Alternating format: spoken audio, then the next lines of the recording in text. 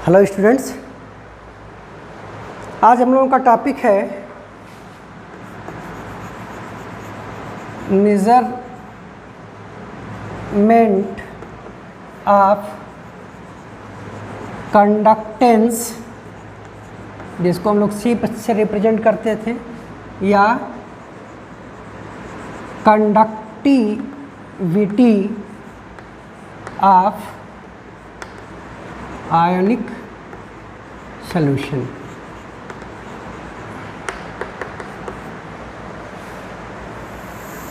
हमको कोई आयनिक सॉल्यूशन दिया गया है, इलेक्ट्रोलाइट का सॉल्यूशन दिया गया है, और उस इलेक्ट्रोलाइट या आयनिक सॉल्यूशन के लिए हमको उसकी कंडक्टेंस या कंडक्टिविटी मेजर करनी है। अब डायरेक्ट हम लोग कंडक्टेंस या कंडक्टिविटी तो मेजर नहीं कर सकते। हम लोग पहले उस सॉल्यूशन का रेजिस्टेंस निकालते हैं। अगर सॉल्यूशन का हमको रेजिस्टेंस पता चल जाए तो सॉल्यूशन का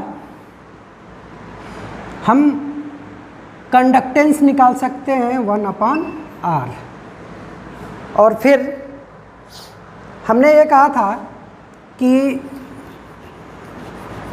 कंडक्टिविटी ये होता है कंडक्टेंस इनटू सेल कांस्टेंट। तो ये फार्मूला लगा के हम लोग कंडक्टिविटी भी निकाल सकते हैं। अब रेजिस्टेंस हमको निकालना है, तो हमने आपको बताया था कि रेजिस्टेंस हम लोग निकालते हैं व्हीटस्टोन ब्रिज। ये व्हीटस्टोन ब्रिज एक डिवाइस होती है और इसमें 4 रजिस्टर लगे होते हैं। इनमें से 3 की वैल्यू, जैसे ये R1, ये R2, ये R3 और ये R4 है। तो इसमें R1 की वैल्यू आपको पहले से पता होगी, R2 की वैल्यू पहले से पता होगी, R4 की वैल्यू पता होगी, और ये अननोन होगा। जैसे मान लीजिए हमारे पास कोई एक मेटेलिक वायर है जिसका नाम है R2 और इसका रेजिस्टेंस आपको अननोन है, पता करना है। तो इस वायर को आप व्हीटस्टोन ब्रिज से ले आके कनेक्ट कर दो। इसमें बीच में अगर ये पॉइंट A है और ये D है, तो यहाँ पे एक डिटेक्टर लगा होता है जो ये पता करता है कि इसमें करंट फ्लो करेगी तो इसमें डिफ्लेक्शन आएगा, तो पता चल जाएगा। और इसको हम लोग एक DC सोर्स से जोड़ देते हैं। ठीक है। अब जिस कंडीशन में जैसे करंट चलेगी तो इस पॉइंट से 2 पार्ट में डिवाइड होगी, फिर A पे पहुंचेगी तो इसके पास फिर से 2 रास्ते होंगे, और D पे पहुंचेगी तो फिर 2 रास्ते होंगे।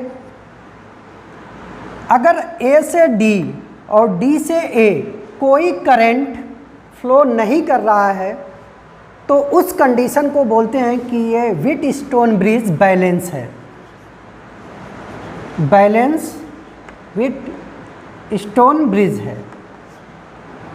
और बैलेंस व्हीटस्टोन ब्रिज के केस में R1/R2 ये होता है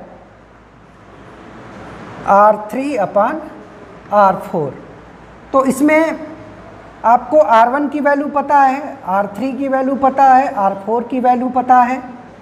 तो आप R2 जो निकालना चाहते हैं उसकी वैल्यू आप कैलकुलेट कर सकते हैं, और वो हो जाएगा, R2 की वैल्यू हो जाएगी बेटा R1 इंटू R4/R3।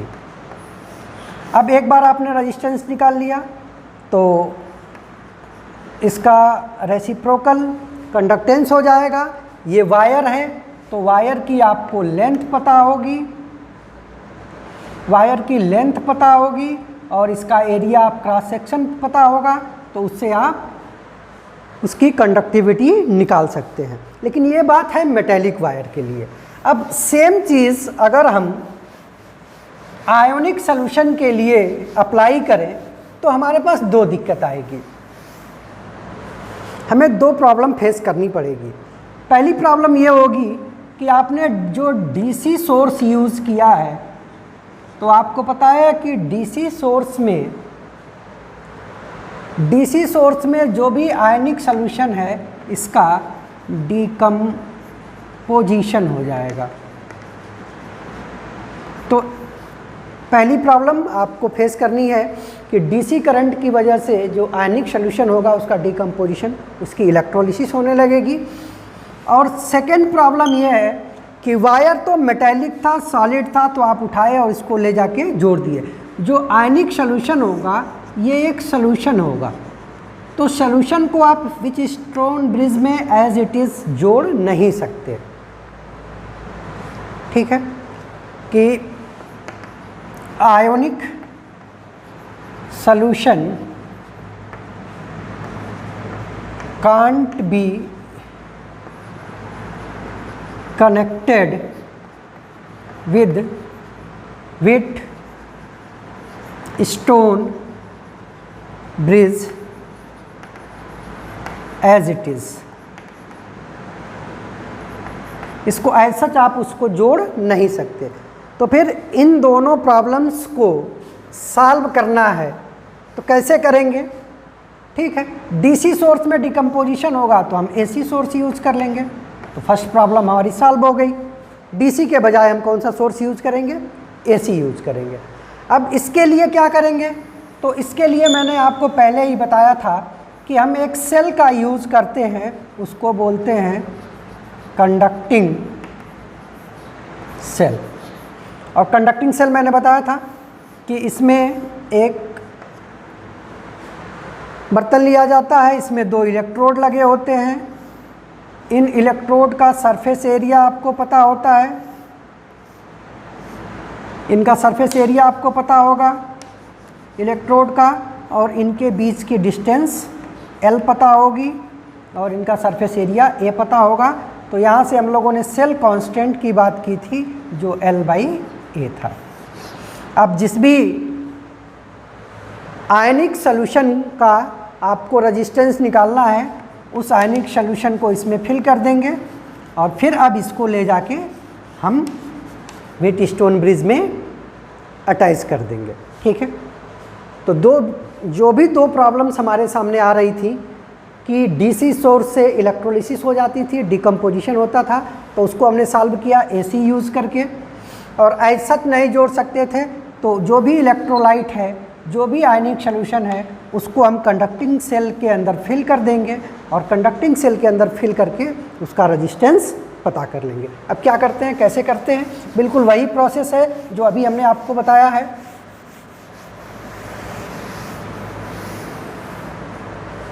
कैसे करेंगे बेटा? जैसे मान लीजिए हमारा कंडक्टिंग सेल है, तो इसको हमने जोड़ा है एक आर्म में, दूसरे में हमारा एक नॉन रजिस्टर, इसमें भी हमारा नॉन रजिस्टर, इसमें भी हमारा नॉन रजिस्टर। हमने नाम दे दिया, इसका नाम दिया R1, इसका R2, इसका R3 और इसका R4, और बीच में हमने डिटेक्टर लगा दिया। इसको हमने कनेक्ट कर दिया AC से। अब AC से कनेक्ट किया तो जो भी इलेक्ट्रोलाइट आपने यहाँ भरा है, इसमें कोई केमिकल डिकम्पोजिशन या इलेक्ट्रोलिसिस की रिएक्शन नहीं होगी और ये सेल के अंदर भरा हुआ है। अब आप आराम से इसका रेजिस्टेंस निकाल सकते हैं। कैसे निकालेंगे? जब इस डिटेक्टर में ये रेजिस्टेंस को आप इस तरह से एडजस्ट करेंगे, इनकी वैल्यू इस हिसाब से रखेंगे कि इस डिटेक्टर के अंदर, यानी कि यहाँ से A से D या D से A कोई भी करंट फ्लो नहीं करे, तो इसको बोलेंगे बैलेंस। और बैलेंस के केस में R2 अपॉन R1 बराबर होगा R4 अपॉन R3। ठीक है, अब हमको R2 कैलकुलेट करना है बेटा, तो R2 बराबर हो जाएगा R1 इंटू R4 अपान R3। तो ये हमको इस आयनिक सॉल्यूशन का रेजिस्टेंस पता चल जाएगा, रेजिस्टेंस ऑफ आयोनिक सॉल्यूशन। और एक बार हमको इस आयनिक सॉल्यूशन का रेजिस्टेंस पता चल गया तो हमको पता है कि कंडक्टेंस ये होता है 1 अपान रेजिस्टेंस। तो यहाँ से हम उस आयनिक सॉल्यूशन का कंडक्टेंस निकाल लेंगे 1 अपान R2। तो ये आ गया उसका कंडक्टेंस। फिर कंडक्टेंस निकाल लिया तो कंडक्टिविटी भी निकाल लेंगे। कैसे? कंडक्टिविटी ये होता है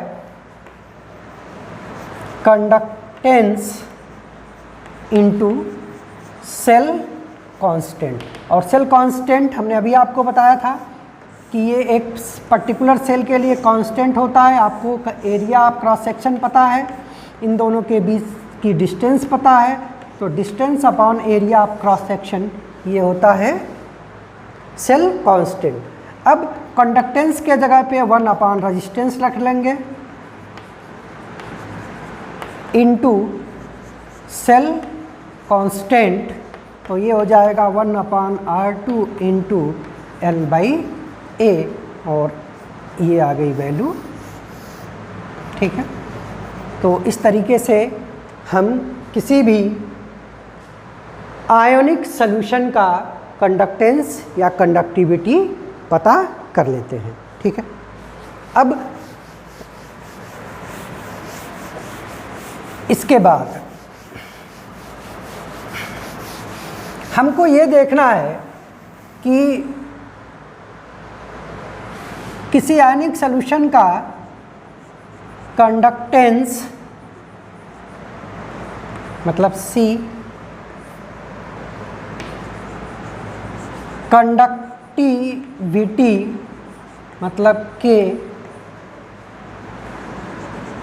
molar conductivity lambda m and equivalent conductivity lambda EQ concentration या डाइल्यूशन पे कैसे डिपेंड करता है। तो हेडिंग है हमारा कि वेरिएशन ऑफ, यहाँ लिख देंगे variation of conductance, conductivity, molar conductivity and equivalent conductivity with dilution. हम यहाँ पे जो पढ़ेंगे बेटा वो डाइल्यूशन के लिए पढ़ेंगे। डाइल्यूशन इन्वर्सली प्रोपोर्शनल होता है कंसंट्रेशन का। ठीक है, तो जो कुछ रिजल्ट हमारा आएगा वो डाइल्यूशन के लिए आएगा, और जो रिजल्ट आएगा उसी का उल्टा कर देंगे तो वो कंसंट्रेशन के लिए हो जाएगा। हमें यहाँ सिर्फ डाइल्यूशन के लिए पढ़ना है। ठीक है, कि अगर किसी, जैसे हमारे पास एक कोई इलेक्ट्रोलाइट का सॉल्यूशन है, एक्वस इलेक्ट्रोलाइट सॉल्यूशन है, तो इस सॉल्यूशन का कुछ कंडक्टेंस होगा, कुछ कंडक्टिविटी होगी, कुछ मोलर कंडक्टिविटी होगी, कुछ इक्विवेलेंट कंडक्टिविटी होगी। अब इसमें हम वाटर मिलाएं, सॉल्वेंट मिलाएं, तो सॉल्वेंट का मिलाना कहलाता है डाइल्यूशन, डाइल्यूट करना उसको। तो डाइल्यूशन करने से, यानी कि इसमें सॉल्वेंट मिलाने से, वाटर मिलाने से इसके ऊपर क्या फ़र्क आएगा? बढ़ेगा घटेगा, के बढ़ेगा घटेगा, क्या होगा? यही चीज़ हमको देखनी है। क्लियर है बेटा? 1 बाई 1 हमको ये देखना है कि क्या फ़र्क आएगा। तो एक एक करके हम लोग देखते हैं कि कोई आयनिक सॉल्यूशन है और उसका हम डाइल्यूशन कर रहे हैं। ध्यान रखना बेटा, मैं फिर से आपसे बोल रहा हूँ कि जो कुछ रिजल्ट हम लोग देखने जा रहे हैं वो डाइल्यूशन के लिए देखने जा रहे हैं। क्वेश्चन में अगर कंसंट्रेशन के साथ वेरिएशन होगा तो जो डाइल्यूशन का वेरिएशन है उसका उल्टा कर देंगे आप। अब इसमें हम पहले देखते हैं कंडक्टेंस के लिए C के ऊपर क्या फर्क पड़ेगा अगर हम किसी सॉल्यूशन को डाइल्यूट करें।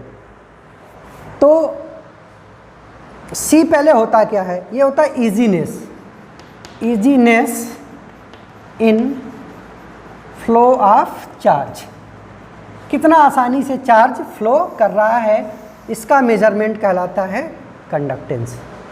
अब कोई भी सॉल्यूशन है, अगर उसको आप डाइल्यूट कर रहे हैं, उसमें अगर आप वाटर ऐड कर रहे हैं या सॉल्वेंट ऐड कर रहे हैं तो उसकी पहले रिजल्ट लिख लो, on dilution conductance of electrolyte क्या होगा, इंक्रीज करेगा। ये रिजल्ट है, ये आपको ध्यान होना चाहिए। और वो इलेक्ट्रोलाइट चाहे वीक इलेक्ट्रोलाइट हो चाहे स्ट्रांग इलेक्ट्रोलाइट हो, दोनों के केस में डाइल्यूशन करने से कंडक्टेंस इंक्रीज होता है। रिजल्ट हमारा ये है कि अगर किसी आयनिक सॉल्यूशन का डाइल्यूशन करते हैं तो उसका कंडक्टेंस, चाहे वो आयनिक सॉल्यूशन वीक इलेक्ट्रोलाइट का है चाहे वो स्ट्रांग इलेक्ट्रोलाइट का है, दोनों ही केस में उसका कंडक्टेंस बढ़ेगा डाइल्यूशन करने पे।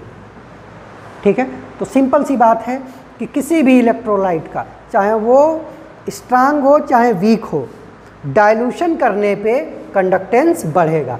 अब बढ़ने का कारण क्या है, तो जो रीज़न है वो दोनों के लिए अलग अलग है। स्ट्रांग इलेक्ट्रोलाइट का रीज़न अलग है और वीक इलेक्ट्रोलाइट का रीज़न अलग है। तो पहले हम देखते हैं वीक इलेक्ट्रोलाइट। रीज़न में रीज़न दोनों का अलग है, दोनों ही केस में डाइल्यूशन के साथ कंडक्टेंस बढ़ेगा, लेकिन रीजन अलग है। तो रीजन पहला हम देखते हैं वीक इलेक्ट्रोलाइट। और वीक इलेक्ट्रोलाइट आपको पता है अल्फा बहुत कम होता है 1 से।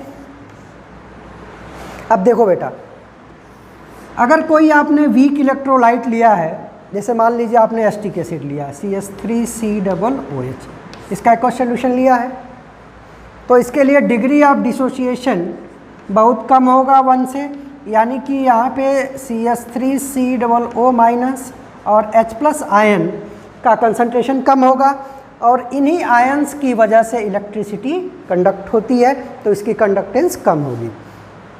अब जैसे जैसे आप इसमें वाटर मिलाते जाओगे, सॉल्वेंट ऐड करोगे, तो सॉल्वेंट ऐड करने से होगा क्या कि मैंने आपको आयनिक इक्विलिब्रियम में बताया था कि किसी वीक इलेक्ट्रोलाइट का डाइल्यूशन करने से डिग्री ऑफ डिसोसिएशन बढ़ेगा। जैसे मान लीजिए कोई वीक इलेक्ट्रोलाइट है CH3COOH, तो ये आयन बनाएगा CH3COO- प्लस H+।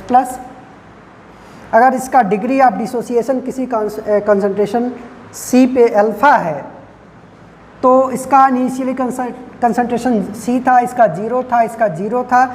जब इक्विलिब्रियम आएगी तो ये बचेगा C- C-अल्फ़ा, ये आएगा C-अल्फ़ा, ये आएगा C-अल्फ़ा। ठीक है, अब इसके लिए हम Ki की वैल्यू निकालते थे, तो ये आता था C⁴ 1 - अल्फ़ा। और हमने ये कहा था कि वीक इलेक्ट्रोलाइट के लिए अल्फ़ा की वैल्यू बहुत कम होती है, तो 1 - अल्फ़ा ये लगभग 1 के बराबर था। तो Ki बराबर होगा C⁴, Ki होगा C⁴। और इसको ज़रा हम देखें तो हमें समझ में आएगा कि अल्फ़ा बराबर हो जाएगा √K/C, या अल्फ़ा बराबर हो जाएगा √K K इंटू वी। तो वीक इलेक्ट्रोलाइट के लिए डिग्री ऑफ डिसोसिएशन और कंसंट्रेशन या डाइल्यूशन में ये रिलेशन होता है। इसको और सिंपल करो तो देखो ये K भी कांस्टेंट है, K कांस्टेंट है, तो ये इक्वेशन आ जाएगा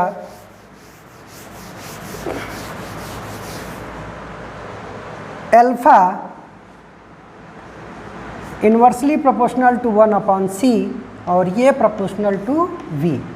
C क्या है? कंसंट्रेशन है और V क्या है? डाइल्यूशन है। तो किसी वीक इलेक्ट्रोलाइट का कंसंट्रेशन जितना ज़्यादा होगा डिग्री ऑफ डिसोसिएशन उतना कम होगा, या डाइल्यूशन ज़्यादा होगा तो डिग्री ऑफ डिसोसिएशन ज़्यादा होगा।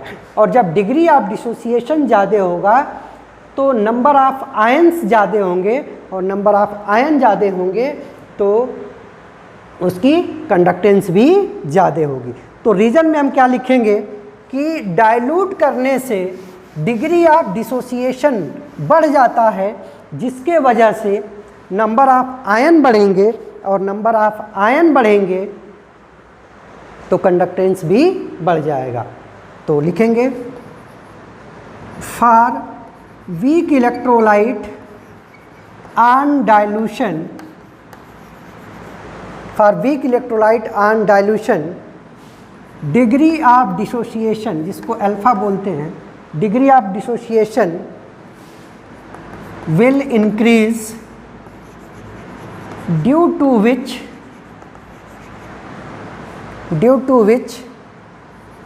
number of ions will increase,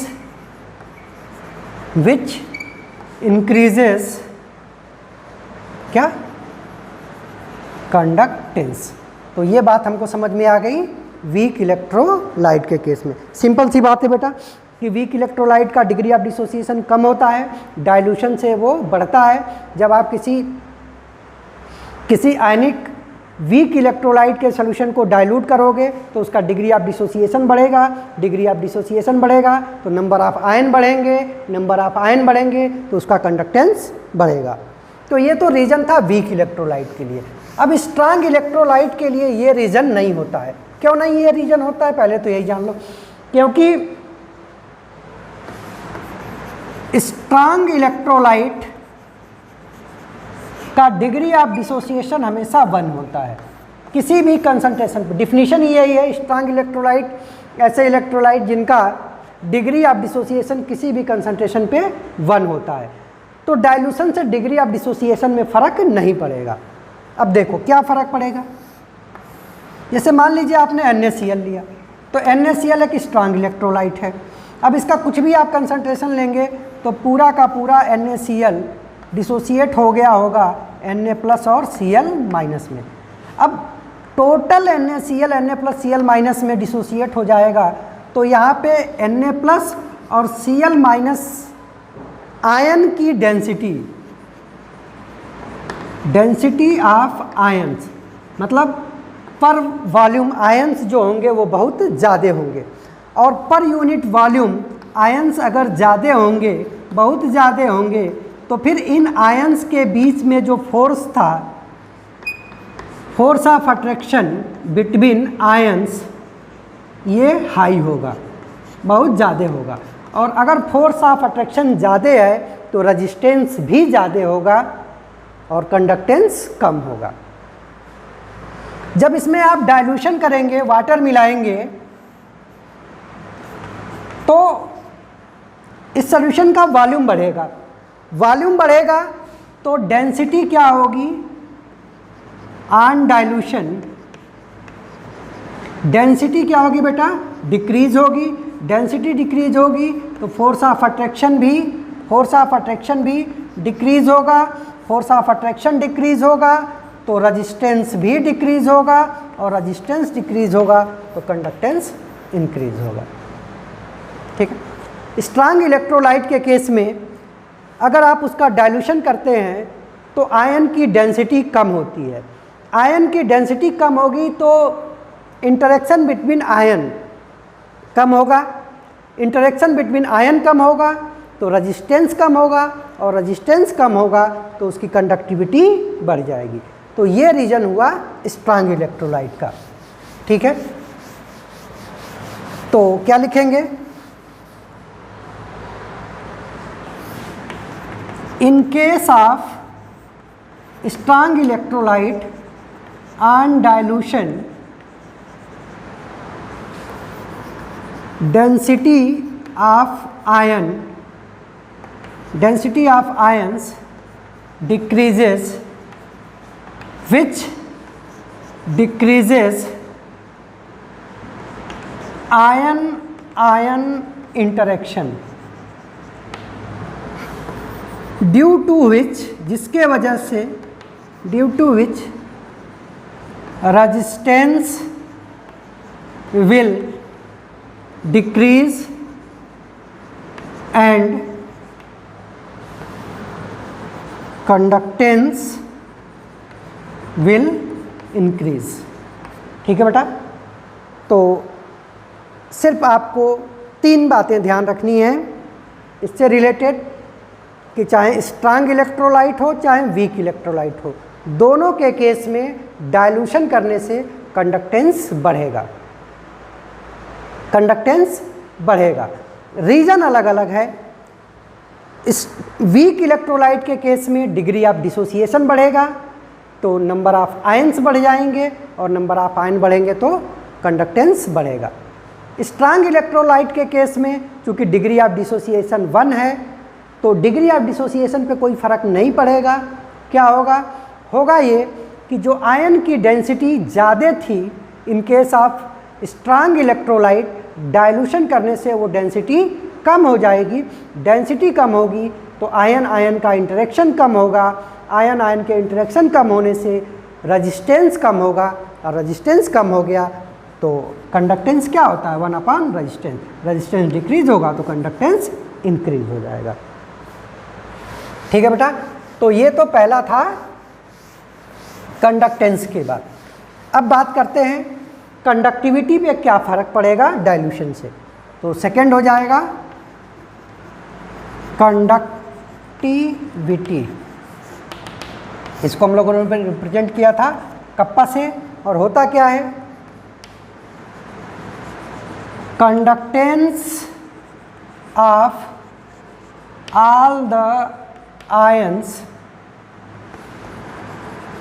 present in 1 ml या 1 सेंटीमीटर क्यूब। कोई इलेक्ट्रोलाइट है और इस इलेक्ट्रोलाइट का आपने 1 ml लिया, तो इस 1 ml में जितने आयन्स हैं सभी आयन के कंडक्टेंस के समेशन को हम बोलते हैं कंडक्टिविटी। तो सिंपल सी बात है, इसमें जितने नंबर ऑफ आयंस ज़्यादा होंगे, जितने नंबर ऑफ आयंस ज़्यादा होंगे तो उनकी कंडक्टेंस ज़्यादा होगी, और कंडक्टेंस ज़्यादा होगी तो कंडक्टिविटी भी ज़्यादा होगी। ठीक है, अब इसमें आपने डाइल्यूशन किया, तो डाइल्यूशन करने से अब इसका वॉल्यूम बढ़ेगा, आयन का नंबर तो बढ़ेगा नहीं, आयन का नंबर तो बढ़ेगा नहीं। तो होगा क्या कि जो ऑन डाइल्यूशन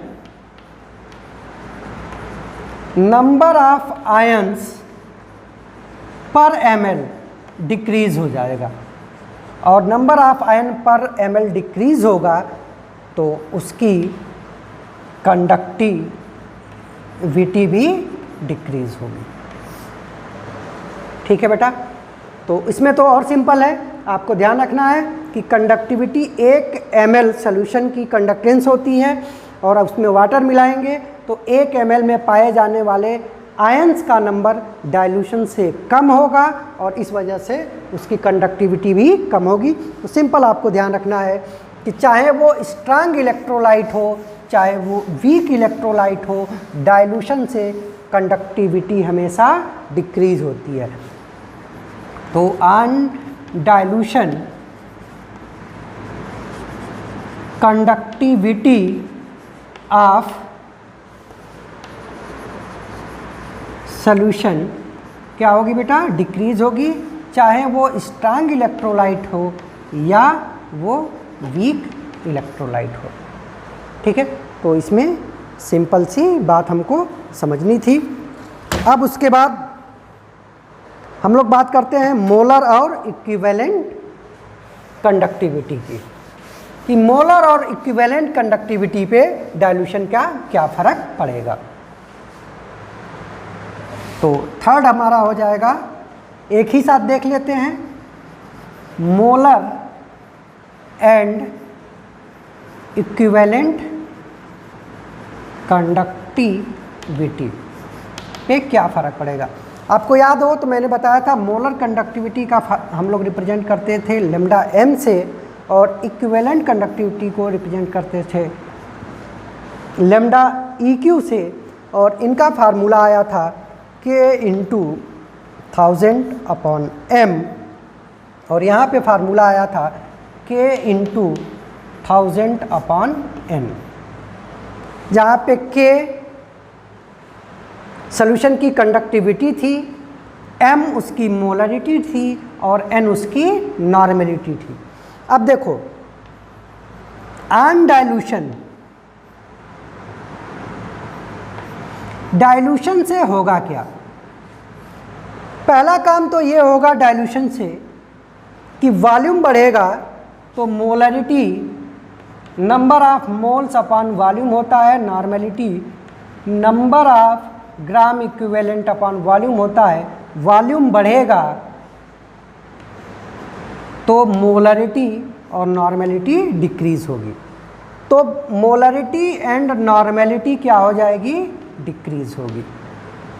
अगर आप डाइल्यूशन करते हो तो मोलरिटी और नॉर्मेलिटी डिक्रीज होगी। और दूसरी चीज़ क्या होगी, अभी आपने पढ़ा है कि डाइल्यूट करने से कंडक्टेंस भी क्या होता है, डिक्रीज होता है, सॉरी कंडक्टिविटी डिक्रीज होती है। क्लियर है। तो डाइल्यूशन का इफेक्ट क्या आएगा कि मोलरिटी और नॉर्मेलिटी डिक्रीज करेगी और कंडक्टेंस भी डिक्रीज करेगा। तो इसका क्या इफेक्ट आएगा, जरा फार्मूले में देखो। देखो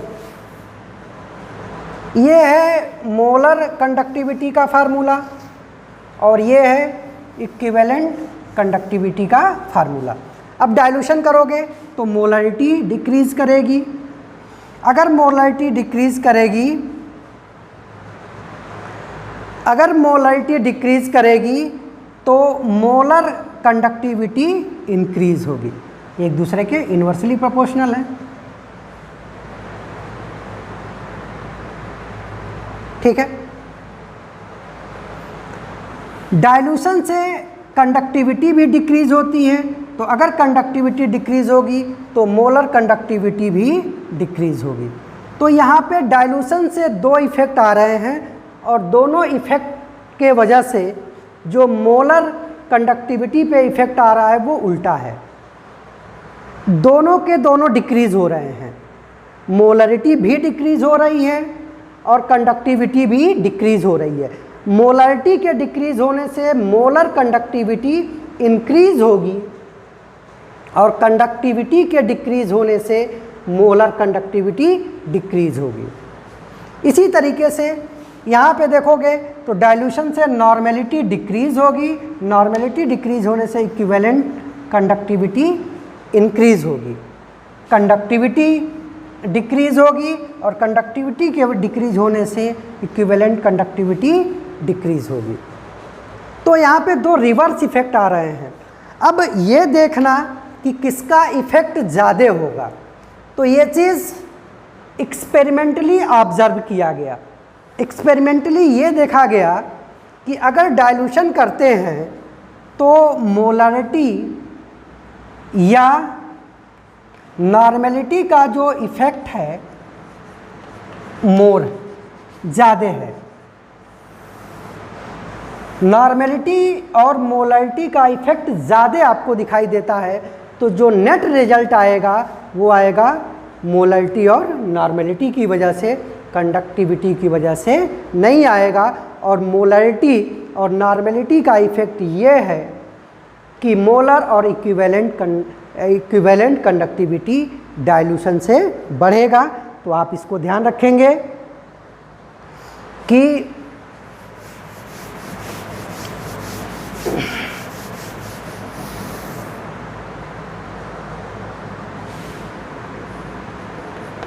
experimentally it was observed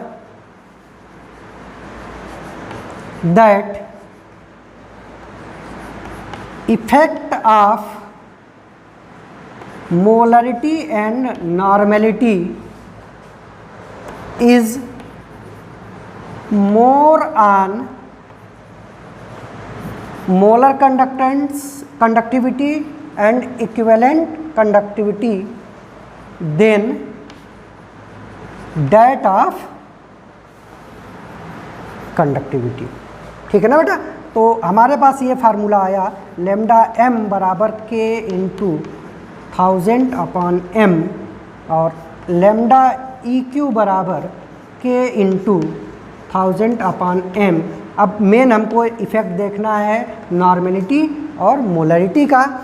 dilution से मोलरिटी डिक्रीज़ होगी, नॉर्मेलिटी डिक्रीज़ होगी, तो मोलर कंडक्टेंस और इक्विवेलेंट कंडक्टेंस इंक्रीज़ होगा।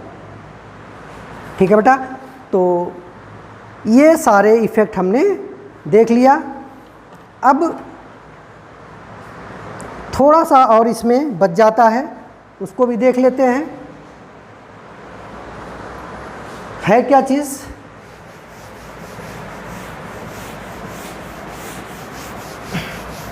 ये तो हमको समझ में आ गया कि डाइल्यूशन से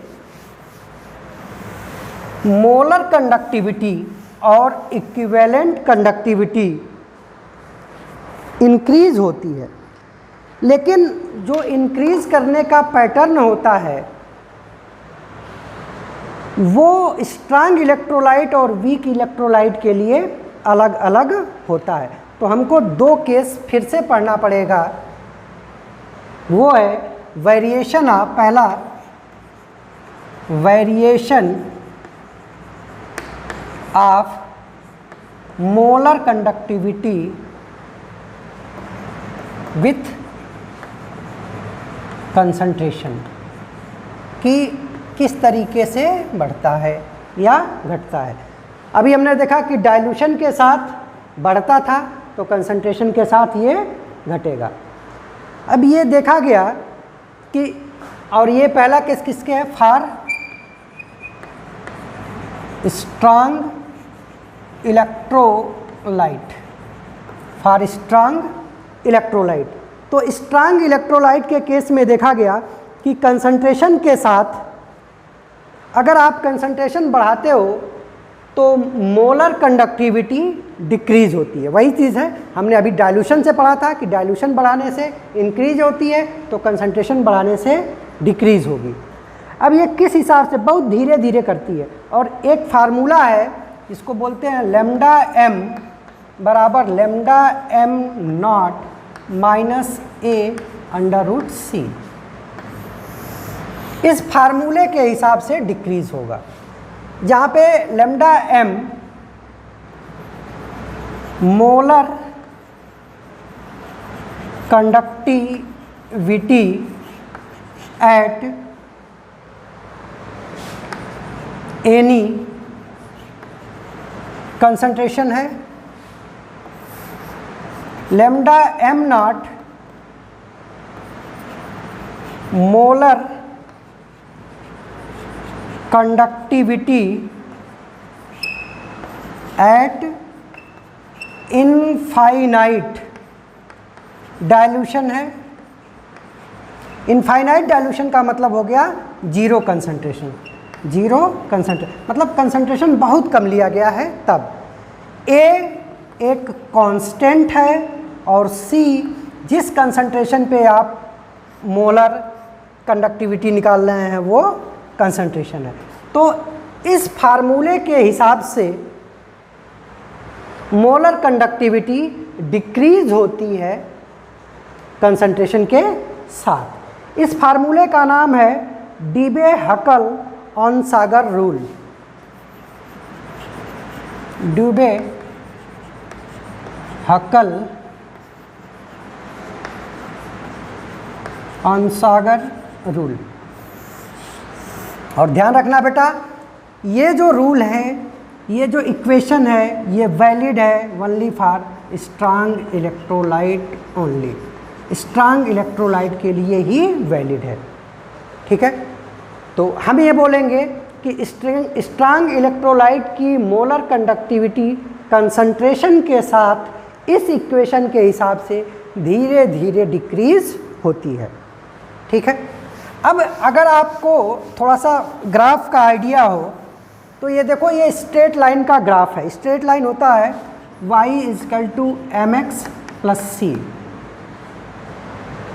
अगर इससे हम कंपेयर करें तो ये बनेगा y = c - mx, जहाँ पे x होगा √c, m a होगा और c होगा। अब इसमें अगर हम ग्राफ खींचेंगे,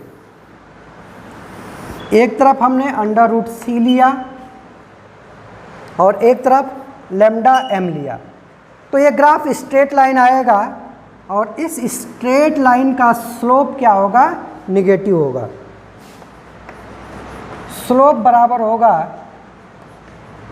tan थीटा, और यही किसके बराबर हो जाएगा? a के, -a के। ठीक है, तो अगर हम स्ट्रांग इलेक्ट्रोलाइट के लिए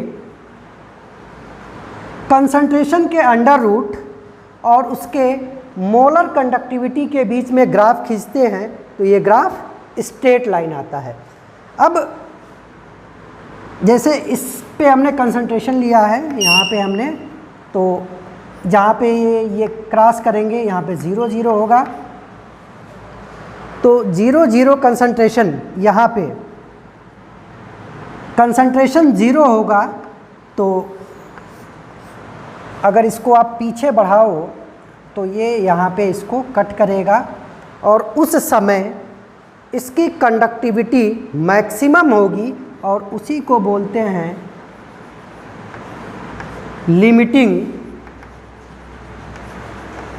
लिमिटिंग मोलर कंडक्टिविटी, या दूसरा नाम है कंडक्टिविटी एट इनफाइनाइट डाइल्यूशन। इसी का दूसरा नाम है कंडक्टिविटी एट इनफाइनाइट डाइल्यूशन। जैसे जैसे आप कंसंट्रेशन कम करते जाएंगे स्ट्रांग इलेक्ट्रोलाइट के लिए, तो उसकी मोलर कंडक्टिविटी बढ़ती जाएगी और जीरो कंसंट्रेशन पे या इनफाइनाइट डाइल्यूशन पे इसकी वैल्यू मैक्सिमम हो जाएगी, और वही मैक्सिमम वैल्यू कहलाती है लिमिटिंग मोलर कंडक्टिविटी या कंडक्टिविटी एट इनफाइनाइट डाइल्यूशन। तो इस ग्राफ के हेल्प से आप किसी भी स्ट्रांग इलेक्ट्रोलाइट के लिमिटिंग मोलर कंडक्टिविटी की वैल्यू निकाल सकते हैं कि उसकी मैक्सिमम मोलर कंडक्टिविटी कितनी हो सकती है। तो ये पैटर्न था स्ट्रांग इलेक्ट्रोलाइट के लिए। अगर इसी चीज़ को हम वीक इलेक्ट्रोलाइट के लिए अप्लाई करें तो वीक इलेक्ट्रोलाइट के केस में ये देखा गया कि कंडक्टिविटी तो बढ़ेगी, लेकिन जितना शार्प, जितना तेज़ी से, जितना धीमे धीमे स्ट्रांग इलेक्ट्रोलाइट के केस में बढ़ रही थी उतना धीमे धीमे नहीं बढ़ेगी, वो बहुत शार्प वे में बढ़ती है। इसे हमने ग्राफ खींचा √c और λm, तो ये वैल्यू कुछ ऐसे आती है, ऐसा ग्राफ आता है। तो कंसंट्रेशन आप कम कर रहे हैं तो कंडक्टिविटी तो बढ़ रही है, लेकिन ये जो बढ़ने का पैटर्न है ये बहुत शार्प है और हर पॉइंट पे स्लोप क्या है? अलग अलग है। हर पॉइंट पे स्लोप अलग अलग। अब इसको आप बढ़ाते जाओ तो ये कभी भी इस y एक्सिस को कट नहीं करेगा, और कट नहीं करेगा तो इसका मतलब ये हुआ कि आप वीक इलेक्ट्रोलाइट के लिए इनफाइनाइट डाइल्यूशन पे मोलर कंडक्टिविटी इस ग्राफ से कैलकुलेट नहीं कर सकते हो। तो वो कैसे कैलकुलेट करते हैं वो हम देखेंगे नेक्स्ट क्लास में। Thank you.